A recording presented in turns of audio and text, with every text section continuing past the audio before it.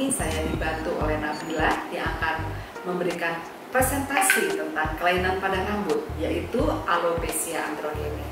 Dan alopecia androgenik ini adalah suatu kejadian atau kebotakan rambut yang disebabkan adanya kerentanan daripada folikel rambut terhadap hormon androgen, sehingga tentunya menimbulkan suatu bentuk yang miniaturisasi daripada folikel rambut itu sendiri. Untuk pembahasan yang pertama ada pendahuluan. Jadi alopecia androgenik atau AGA merupakan bentuk alopecia dengan pola yang spesifik.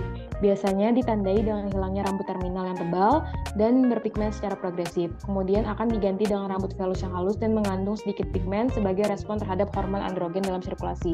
Kemudian kebotakan pada AGA biasanya ditandai dengan miniaturisasi folikel rambut akibat gangguan siklus folikel rambut. Berikut adalah gambaran siklus rambut yang normal. Jadi biasanya diawali dengan fase anagen. Fase anagen ini terjadi proliferasi sel-sel epitel yang berlangsung sekitar 2-6 tahun.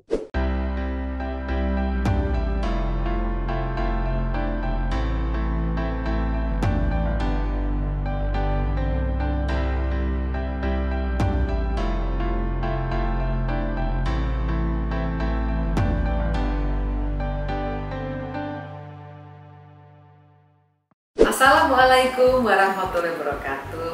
Halo pemirsa semua, bagaimana kabarnya? Semoga semua dalam keadaan sehat dan baik-baik saja.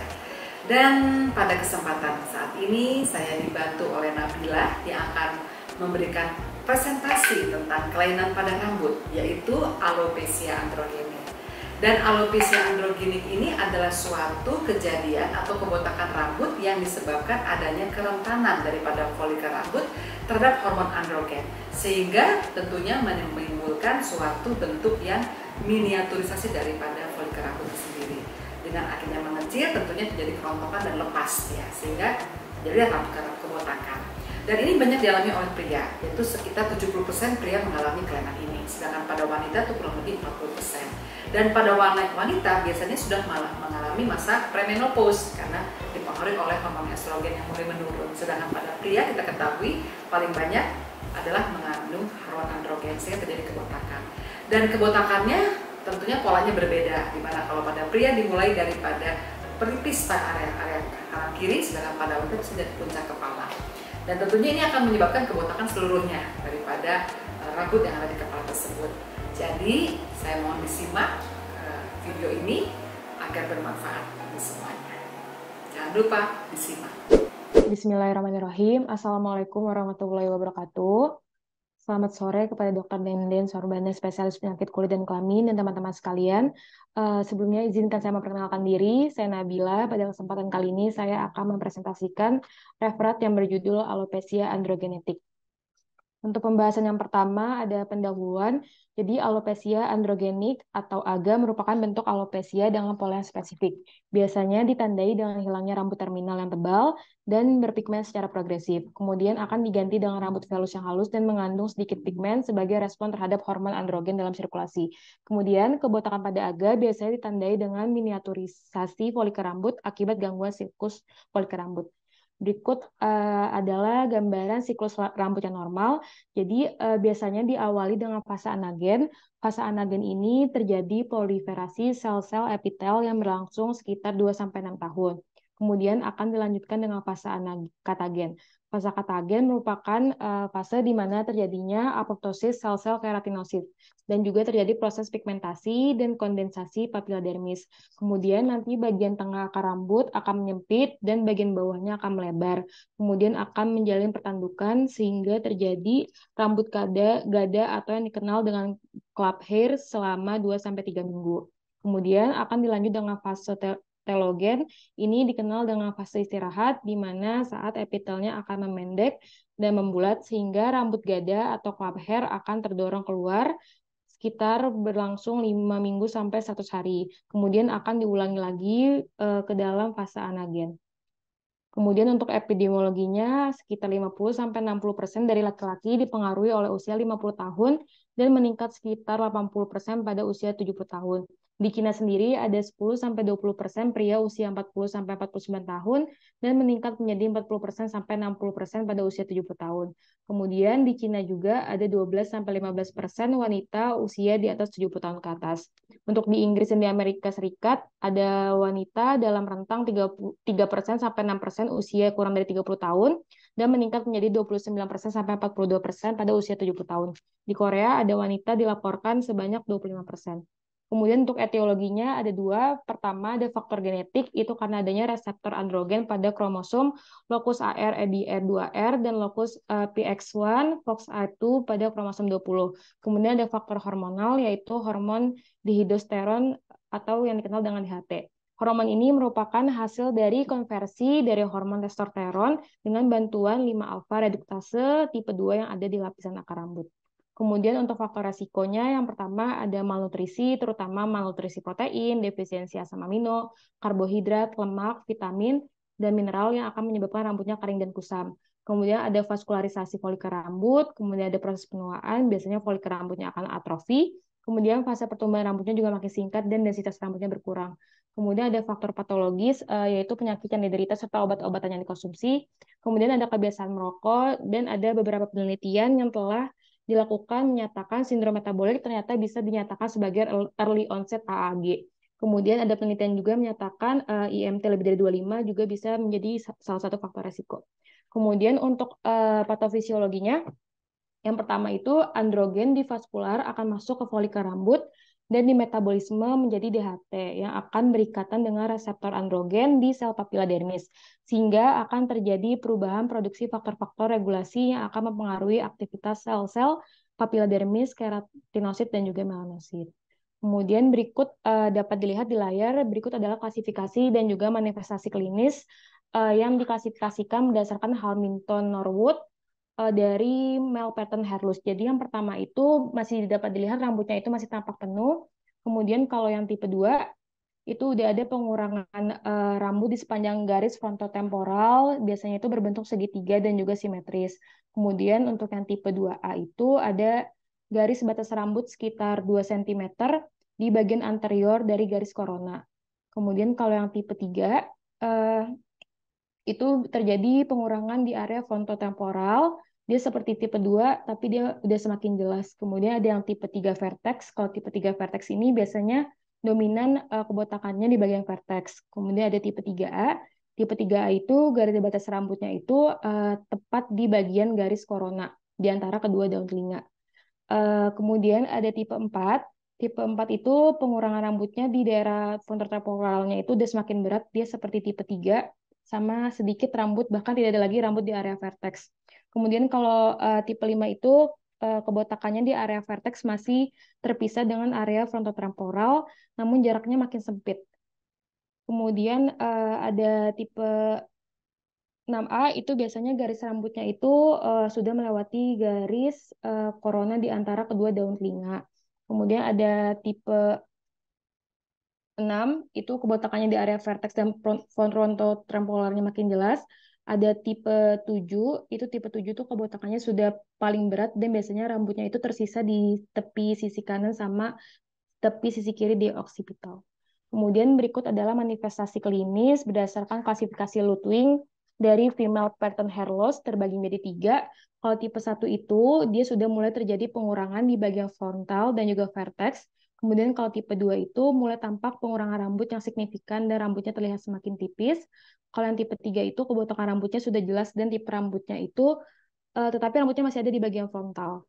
Berikut adalah gambaran jelasnya. Ini keduanya tipe 3. Kalau yang sebelah kiri pada male pattern hair loss.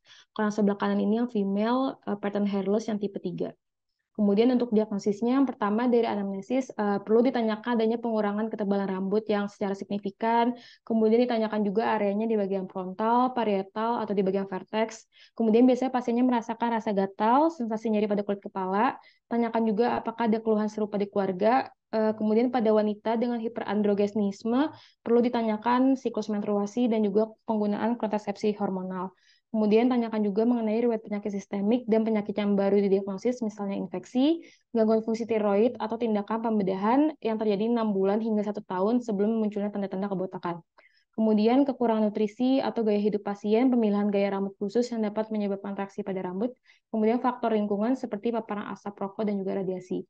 Kemudian berikut adalah algoritma untuk mendiagnosis AGA.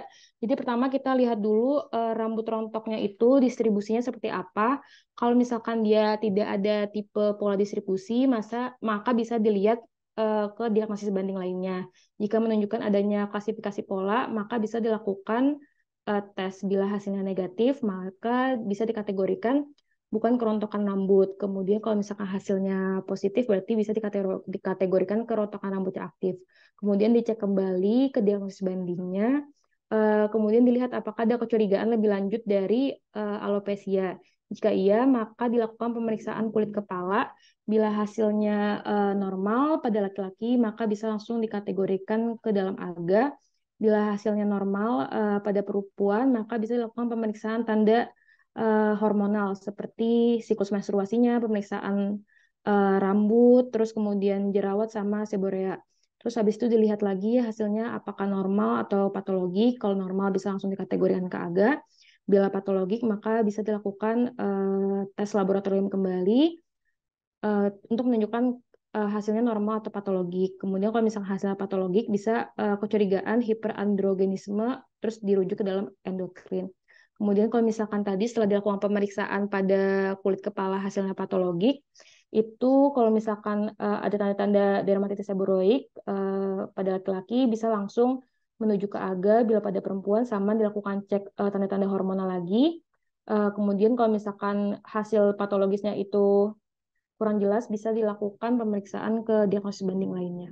Kemudian untuk diagnosisnya yang pertama ada hitung rambut yang rontok. Itu caranya pada hari pertama itu rambutnya dicuci dulu menggunakan sampo, terus nanti disisir, habis itu dikumpulkan. Terus yang kedua ada pull test. Pull test itu biasa rambutnya jangan dicuci, kemudian nanti sekitar 60 helai rambut diremas, kemudian kalau misalkan hasilnya negatif dinyatakan bila ditemukan kurang dari 6 helai rambut. Kemudian ada pemeriksaan mikroskopik. Untuk pemeriksaan mikroskopiknya itu dapat dilihat di layar di foto yang atas. Hasilnya itu yang A itu menunjukkan adanya rambut telogen. Biasanya akar rambutnya terlihat relatif lebih pendek dan bentuknya itu gada tanpa selubung. Kemudian yang B itu adalah gambaran rambut katagen. Di sini terlihat adanya selubung. Kemudian yang C itu adalah rambut anagen. Di sini terlihat adanya selubung eh, akar di bagian dalam dan luar. Kemudian pemeriksaan diagnosis lainnya itu bisa pakai dermoskopi. Biasanya dermoskopi itu menunjukkan gambaran dominan rambut velus dibandingkan rambut terminal. Seperti gambaran di bagian bawah kanan itu merupakan pemeriksaan dermoskopi. Kemudian ada pemeriksaan fotografi serial. Fotografi ini biasanya digunakan untuk memantau progresivitas dari kerontokan dan densitas folikel rambut. Kemudian ada pemeriksaan histopatologi untuk mencari penyebabnya dan juga ada pemeriksaan laboratorium seperti T3, T4, FSH, ferritin serum, zat besi serum, dan juga kadar protein pengikat zat besi. Kemudian untuk diagnosis bandingnya dapat dilihat yang pertama itu yang bagian A itu ada diffuse alopecia areata. Biasanya di sini tidak mengikuti dari distribusi berpola. Kemudian yang B itu ada diffuse evoluum.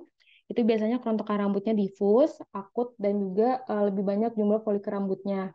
Kemudian ada juga yang sentral centrifugal cicatrical alopecia.